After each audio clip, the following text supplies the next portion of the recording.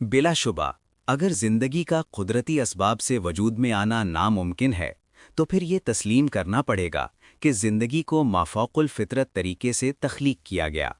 یہ حقیقت ارتقائی نظریے کو صراحت کے ساتھ باطل قرار دیتی ہے، کیونکہ اس نظریے کا بنیادی مقصد ہی تخلیق کے تصور کی نفی کرنا ہے۔ ارتقاء کے خیالی طریقہ کار۔ ڈارون کی نظریہ ارتقاء کی نفی کرنے والا دوسرا اہم نقطہ یہ ہے کہ جن دونوں تصورات کو نظریے نے ارتقائی طریقہ کار کے طور پر پیش کیا، در حقیقت ان میں کوئی ارتقائی قوت موجود نہیں۔ ڈارون نے اپنے ارتقائی دعوے کی بنیاد مکمل طور پر قدرتی انتخاب کے طریقہ کار پر رکھی۔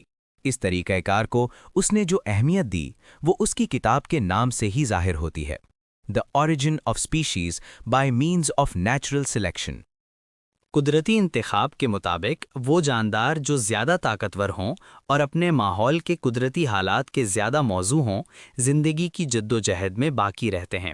مثال کے طور پر جنگلی جانوروں کے حملے کے خطرے میں مبتلا ہرنوں کے ایک ریوڑ میں وہ ہرن بچ جائیں گے جو زیادہ تیز دوڑ سکتے ہوں گے۔ اس طرح ریوڑ میں تیز اور طاقتور ہرنوں کی تعداد بڑھ جائے گی۔ لیکن بلا شبہ یہ طریقہ کار ہرنوں کو ارتقاء کے ذریعے کسی دوسری نوع مثلاً گھوڑوں میں تبدیل نہیں کر سکتا۔ اس طرح قدرتی انتخاب میں کوئی ارتقائی طاقت موجود نہیں۔ ڈارون خود بھی اس حقیقت سے آگاہ تھا اور اسے اپنی کتاب دی اوریجن آف سپیشیز میں تسلیم کرنا پڑا۔ قدرتی انتخاب اس وقت تک کچھ نہیں کر سکتا جب تک سازگار انفرادی فرق یا تغیرات پیدا نہ ہوں۔ تو پھر یہ سازگار تغیرات کیسے پیدا ہوئے؟ ڈارون نے سوال کا جواب اپنے زمانے کے ابتدائی سائنسی فہم کے مطابق دینے کی کوشش کی۔ اس سے پہلے کہ فرانسیسی ماہر حیاتیات شیوالیے دے لا مارک کے مطابق جاندار اپنی زندگی کے دوران حاصل کی گئی خصوصیات اگلی نسل کو منتقل کر دیتے ہیں۔ اس کا دعویٰ تھا کہ یہ خصوصیات نسل در نسل جمع ہو کر نئی انواع کی تشکیل کا سبب بنتی ہیں۔ مثال کے طور پر اس نے کہا کہ زرافے ہرنوں سے ارتقاء پذیر ہوئے۔ چونکہ وہ اونچے درختوں کے پتے کھانے کی کوشش کرتے تھے، اس لیے ان کی گردنیں نسل در نسل لمبی ہوتی چلی گئیں۔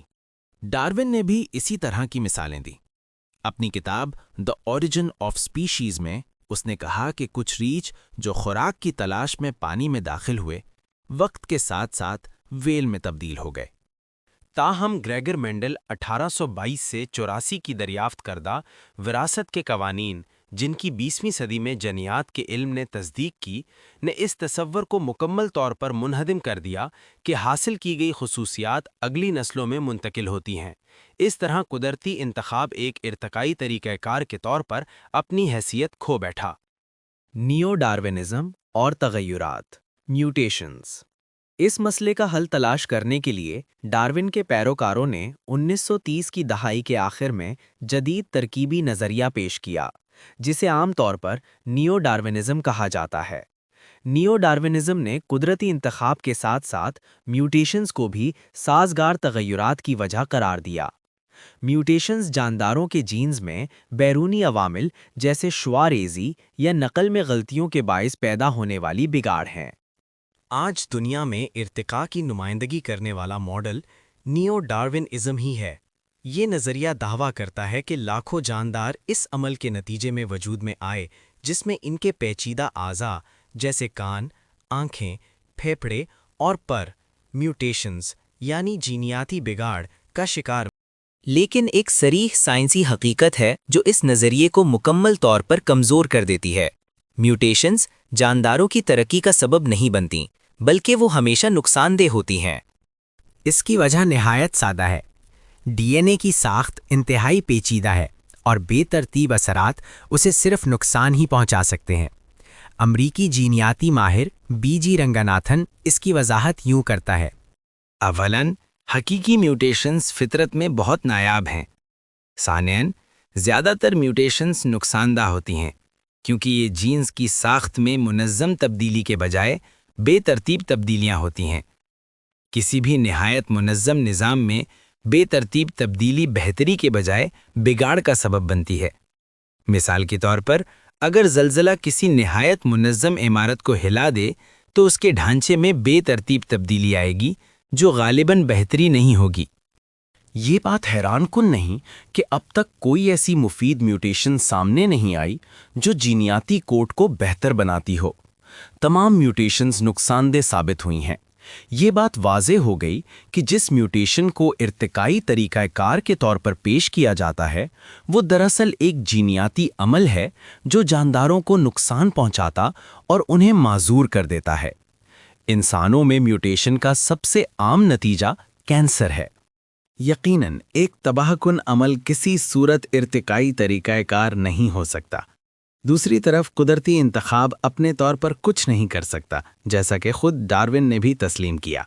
یہ حقیقت ہمیں بتاتی ہے کہ فطرت میں کوئی ارتقائی طریقہ کار موجود ہی نہیں، اور جب کوئی ارتقائی طریقہ کار موجود نہیں تو ارتقاء نامی کوئی خیالی عمل بھی کبھی وقوع پذیر نہیں ہو سکتا۔ میوٹیشنز یعنی ڈی این اے کے سالمے میں ہونے والے ٹوٹ پھوٹ یا تبدیلیاں بیرونی اثرات کا نتیجہ ہوتی ہیں، جیسے کہ شعاعوں یا ریڈیشن یا کیمیائی عوامل کا عمل۔ یہ متاثرہ ویتنامی لڑکا جو تبدیلیوں کا شکار ہے، ایٹمی ہتھیاروں کا شکار ہونے والا ایک متاثرہ فرد ہے۔ فاسل ریکارڈ، درمیانی شکلوں کا کوئی وجود نہیں۔ میوٹیشنز یعنی ڈی این اے کے سالمے میں ہونے والی ٹوٹ پھوٹ یا اس میں ہونے والی تبدیلیاں بیرونی اثرات کا نتیجہ ہوتی ہیں، جیسے کہ شعاعوں یعنی ریڈیشن یا کیمیائی عوامل کا اثر۔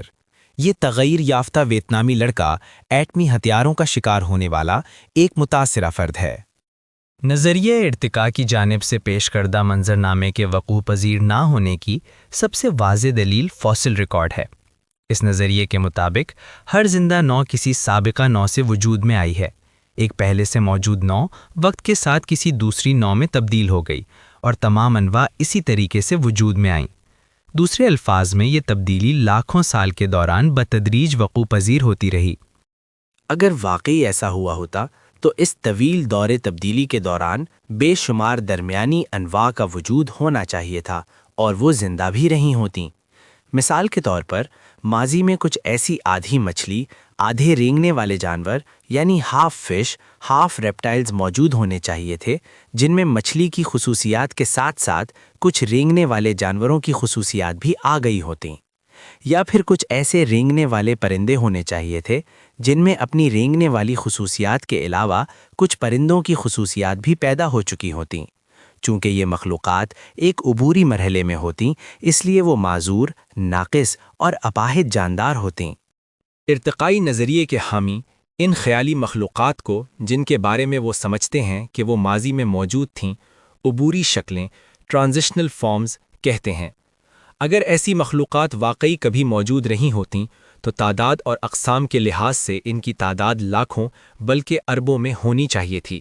اس سے بھی زیادہ اہم بات یہ ہے کہ ان عجیب مخلوقات کے باقیات فاسل ریکارڈ میں ضرور موجود ہونے چاہیے تھے۔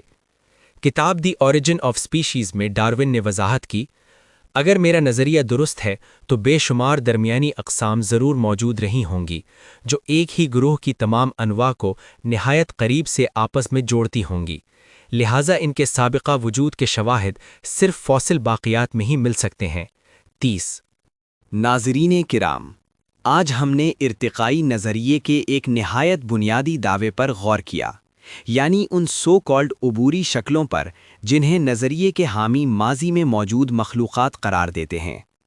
اگر واقعی زندگی ایک طویل، بتدریج اور مسلسل تبدیلی کے عمل سے گزری ہے تو پھر فاسل ریکارڈ میں ان درمیانی انواع کی بھرمار ہونی چاہیے تھی، لاکھوں نہیں بلکہ اربوں کی تعداد میں۔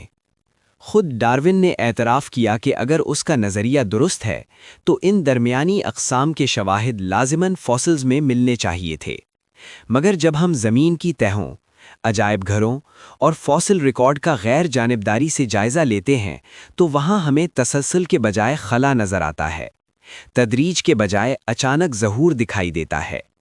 یہ سوال محض سائنسی نہیں بلکہ فکری اور فلسفیانہ بھی ہے۔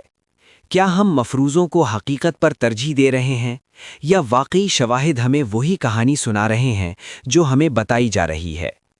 یہاں رک کر غور کرنا ضروری ہے، کیونکہ اصل تحقیق سوال اٹھانے سے ہی شروع ہوتی ہے۔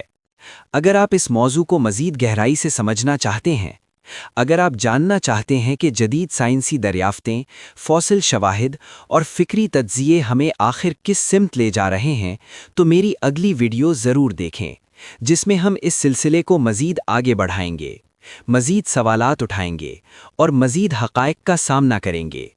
تب تک کے لیے سوچئے، سوال کیجئے اور سچ کی تلاش جاری رکھیے۔ جزاک اللہ خیر۔